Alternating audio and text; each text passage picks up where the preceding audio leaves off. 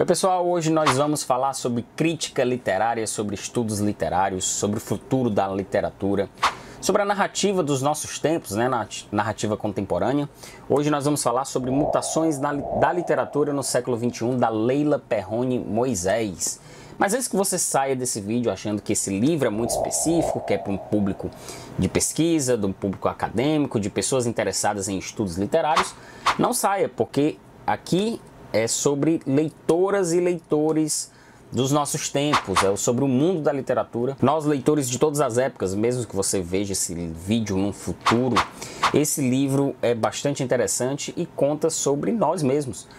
E aqui eu não falo só sobre o livro em si, só sobre análise de obra em si, mas sobre tudo que nos cerca em torno da literatura, inclusive vídeos como esse, canais literários como esse.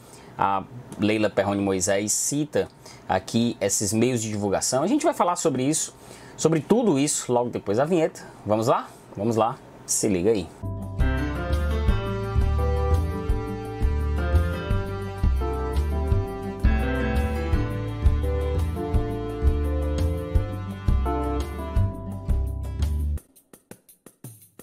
Se você chegou até aqui, eu vou pedindo para você dar um like, se inscrever no canal se ainda não estiver inscrito, conheça o nosso grupo no Telegram, tem um link aqui embaixo para você participar.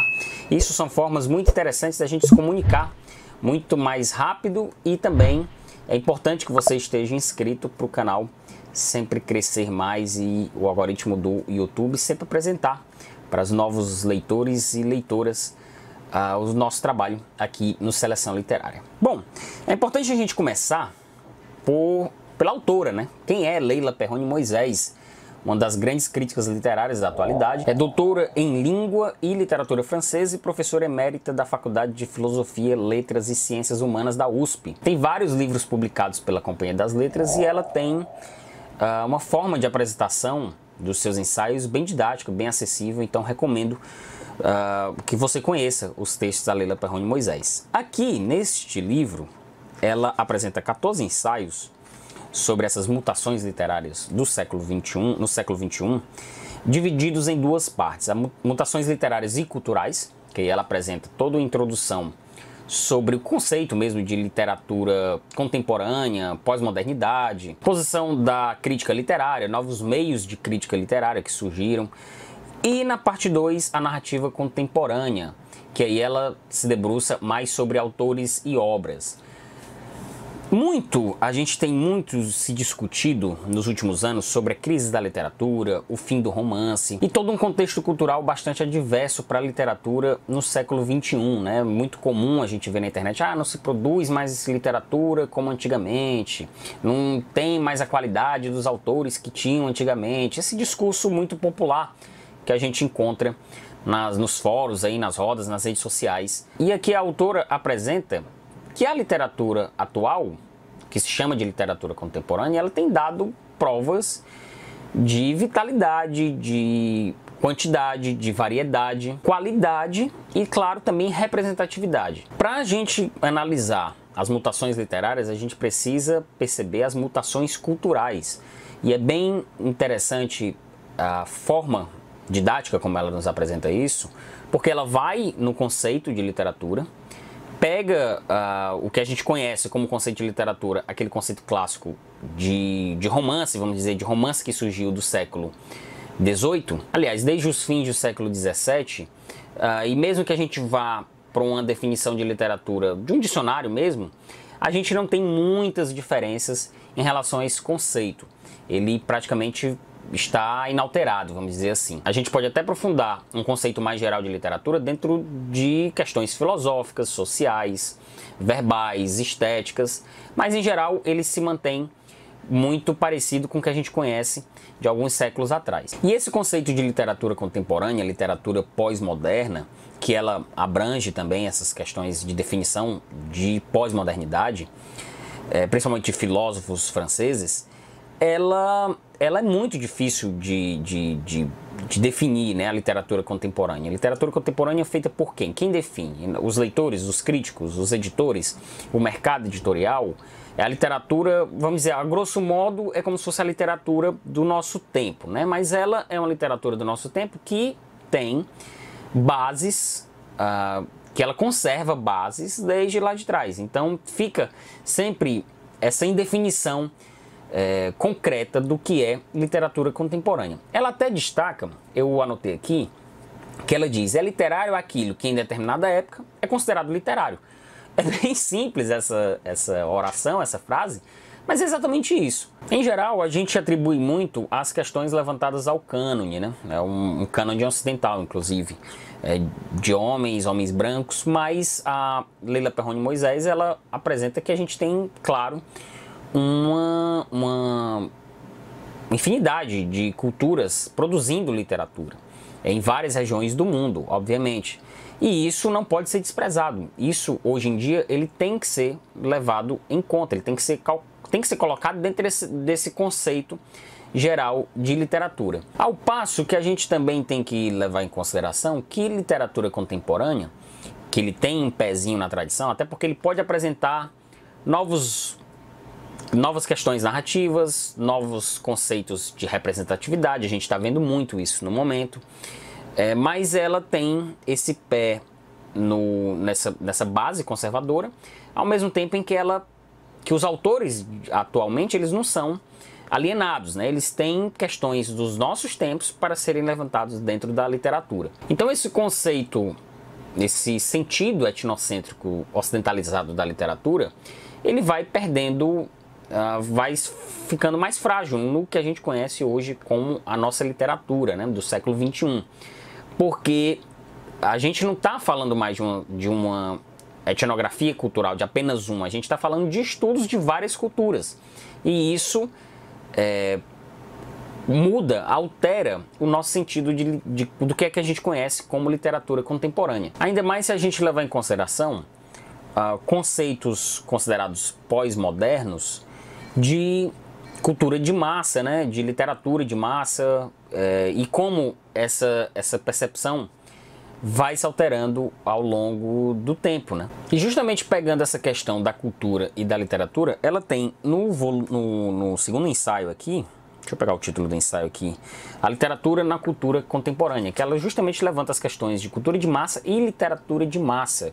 A cultura de massa como meio de entretenimento, como o avalanche que veio especialmente pós Segunda Guerra Mundial, dos cinemas, revistas, jornais, a crítica literária dos jornais de forma muito poderosa, os conceitos que a Hannah Arendt e o Theodor Adorno levantaram sobre essas questões, ela nos apresenta tudo isso para a gente criar, pelo menos tentar, né, porque é bastante difícil, ela assume isso, que é difícil essa definição de literatura contemporânea, dentro desse conceito de cultura de massa. E hoje, mais do que nunca, quase 100 anos, vamos dizer assim, desde esse período dessas análises e dessa explosão da cultura de massa, hoje no século XXI ela está muito maior. É um público menos exigente às questões formais, literárias, estéticas dessa produção. Porém, ela contrapõe que escritores no século XXI, eles mantêm bases do que se chama de alta literatura, mas que ela prefere chamar simplesmente de literatura. Eu até destaquei aqui um ponto aqui que ela diz o seguinte, sobre a prática da literatura, né? Essa prática, que felizmente ainda é de vários escritores contemporâneos, se caracteriza por alguns valores básicos. O exercício da linguagem de modo livre e consciente, a criação de um mundo paralelo como desvendamento e crítica da realidade, a expressão de pensamentos e sentimentos que não são apenas individuais, mas reconhecíveis por outros homens como correspondentes mais exatos aos seus. A capacidade de formular perguntas relevantes sem a pretensão de possuir respostas definitivas. Ou seja, esses atores contemporâneos, eles usam técnicas narrativas tradicionais, mas com intenções sutis de novas descrições, por exemplo, de novos diálogos, de novas definições sobre o que é beleza, um sentido estético, né? Até considerado do ponto de vista conceitual mais desvalorizado esteticamente, e que até é difícil de caracterizar uma hibridade de gêneros, né? E ela até diz, né, se há algo indiscutivelmente novo na produção literária atual, é a mistura de gêneros ou a sua indefinição. Eu estou olhando aqui para o lado porque são os destaquezinhos que eu fiz dessas citações em que ela nos vai apresentando ao longo do livro. E ela vai passando por várias questões, como a crítica literária, a herança na literatura, aliás, a literatura como herança, as questões do ensino da literatura, né? Num desses trechos em que ela passa sobre a crítica literária, a posição da crítica literária, que ela coloca que perdeu o prestígio, perdeu o poder nos jornais, teve um papel de muita influência na literatura contemporânea. Ela, inclusive, ela fala que dos canais literários, ela cita os canais literários como um meio de difusão do que seria crítica literária, né? E aí é muito próximo do que eu mesmo, como produtor de conteúdo aqui, não crítico literário, considero que são os canais literários. Ele está muito mais ligado ao consumo do que propriamente à crítica literária. Não sei se vocês conseguem compreender essa diferença, e aí envolve justamente as questões de cultura de massa, de consumo de produtos culturais, tudo isso. A gigantesca maioria dos canais literários no YouTube, e aqui eu falo canais literários também pegando TikTok, Instagram, Twitter, enfim, todas as redes sociais, vamos dizer assim. Elas estão muito mais ligadas às questões relacionadas ao consumo e experiências pessoais do que propriamente crítica literária, e ela pontua isso também, e eu concordo bastante com essa pontuação que ela faz. E aqui, por exemplo, nesse momento que ela fala sobre isso, sobre ensinos à literatura, crítica literária, é o capítulo 5 e o 6, salvo engano, deixa eu ver. Isso reforça o que eu falei sobre como esse livro está muito conectado conosco. Em pleno 2022, mas mesmo que você esteja vendo esse vídeo no futuro, aí sabe-se lá quando, ele é e vai continuar sendo atual desse sentido, né? Porque a gente também não vai ter uma grande mudança nos próximos anos. Dificilmente esse livro, especialmente sobre os conceitos de pós-modernidade, sobre literatura contemporânea, as questões que ela levanta, eles dificilmente vão ficar defasados. Mas claro, a literatura contemporânea, ela está muito ligada às nossas questões sociais, né? Tecnologias, novos mercados, a sociedade em geral, o consumo. Então tudo isso influencia na produção literária em si. Na segunda parte, ela levanta a narrativa contemporânea, as características de narrativas contemporâneas. E aí é a parte, vamos dizer, mais fácil, assim. O livro todo é bem didático de se ler, mas a segunda parte, ela é mais exemplificada, ela utiliza mais de exemplos para poder levantar o debate.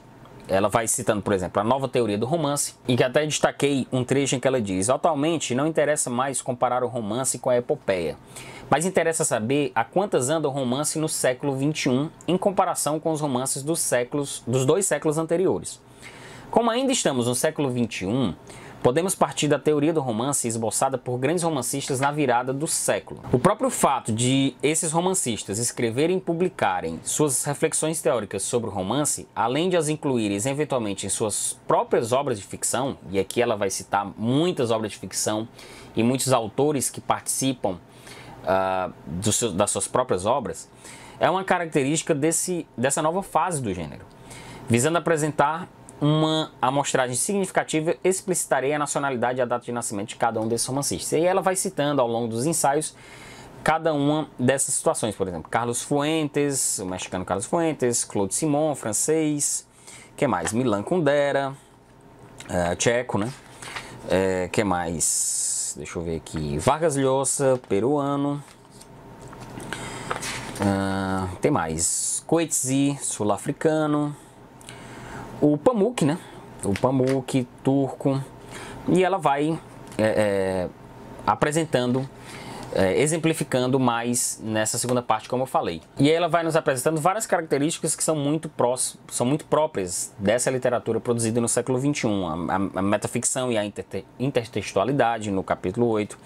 Os escritores como personagem de ficção, no capítulo 9. E aqui ela cita o Coetzee usando Dostoiévski como personagem, inclusive já fiz vídeo sobre o Mestre de Petersburgo aqui no canal, usando o Saramago, usando o Fernando Pessoa. Aliás, o Fernando Pessoa talvez seja o autor mais citado em outros romances, né? O Michael Cunningham usando a Virginia Woolf como personagem, o Julian Barnes usando o Flaubert, e ela vai citando vários desses escritores que viram personagens de romances de escritores da atualidade. Inclusive tem um capítulo aqui muito interessante que é a volta do romanção, em que ela cita grandes obras de grande fôlego que são produzidas já nesse século XXI e ganharam um grande apelo da crítica. E romanção nos dois sentidos, né? No sentido de volumosos, de grandes romances de muitas páginas, e também de romances que voltaram com a temática considerada clichê, de casais apaixonados, de romances proibidos. E aí ela cita também muitos exemplos e muitas características dessas obras. No capítulo 12, a autoficção e os limites do eu, Karl Ove Knausgaard, seja o exemplo mais popular dessa autoficção. A Annie Ernaux também ela cita. Literatura francesa ela cita bastante, né? Porque ela é muito especializada também em literatura francesa. A ficção distópica é um capítulo muito interessante também, que aí ela pega questões de como a ficção está tratando das questões das ideologias, né? Que nenhuma das ideologias trouxe paz, igualdade social, fim das guerras, essa coisa toda. E ela destrincha aqui nessa questão da ficção distópica, traz o Houellebecq, passa bem pelos romances do Houellebecq, como um escritor distópico, nesse sentido de que ele não apresenta soluções, mas ele apresenta os problemas. Aliás, a distopia ela nunca apresenta grandes soluções, né? E nem é função da literatura fazer isso. Ela até pontua aqui: esses escritores distópicos se abstêm de oferecer soluções para os graves problemas que afligem a humanidade. Mas não é de hoje que a literatura se abstém de fornecer respostas. Desde o início da modernidade, a literatura tem um objetivo eminentemente crítico. A literatura não é resposta ao mundo, é a pergunta dirigida a ela. E ela cita Roland Barthes, vários teóricos. É muito bom esse livro porque ela exemplifica com obras que a gente conhece do nosso cotidiano, que a gente está lendo, inclusive, dos nossos tempos, com teóricos muito Derrida, Barthes, Adorno, Arendt, enfim. É um livro completo, assim, é uma beleza de livro para a gente acompanhar exatamente o que está sendo feito e a gente se posicionar sobre essa literatura que está sendo feita hoje, no sentido crítico mesmo, né? A gente sempre reforça aqui no canal, nas redes sociais, enfim, da importância da gente ter uma leitura crítica sobre o mundo, né? Especialmente quando a gente pega um livro para ler, um romance, a gente tem que entender as intenções e o que o autor quis transmitir ali na obra. E professoras como a Leila Perrone Moisés nos dão um caminho muito seguro para a gente aprimorar ainda mais o nosso senso crítico. E é muito legal nós, réis mortais como eu, pegar um livro de uma crítica literária como essa, e eu trago pouco aqui no canal, de fato, livros sobre crítica e teoria literária, deveria trazer mais, você até pode comentar aqui, que a literatura ela vai continuar existindo enquanto tiver a necessidade de se escrever e o prazer de ler. Basicamente é isso. E é o que nos motiva a estar aqui, é o que nos motiva a falar de livros. E aprofundar essas questões são sempre muito importantes, porque enquanto ela até no final aqui ela encerra, eu destaquei aqui que ela até pega e diz assim, deixa eu pegar aqui: quanto à fruição, ainda não foi inventada outra prática melhor. Realmente, ler como fruição não tem nada melhor e mais completa de autoconhecimento, de conhecimento dos outros e de reflexão sobre o mundo do que a literatura de um romance ou de um poema. Enquanto permanecer vivo o desejo humano de contar e ouvir histórias, de buscar uma formulação verbal mais significativa do que as que nos cercam e nos anestesiam no cotidiano, essa estranha instituição chamada literatura continuará existindo. Então é isso, pessoal. Nossa recomendação de leitura é esta belezura aqui, Mutações da Literatura no século XXI. Comenta aqui embaixo o que você acha desses conceitos. que são um tanto difíceis da gente definir, até mesmo de explicar, é porque eles ficam muito ocultos dentro do que a gente posiciona dentro de literatura contemporânea, mas livros como esse nos ajudam a ter uma visão mais crítica e uma percepção melhor sobre a literatura e o mundo. Sei se você já conhece esse livro, deixa um comentário aqui, aproveita para se inscrever no canal, participa também do nosso grupo no Telegram, e é isso aí, vamos lá, vamos conversar, até a próxima, valeu!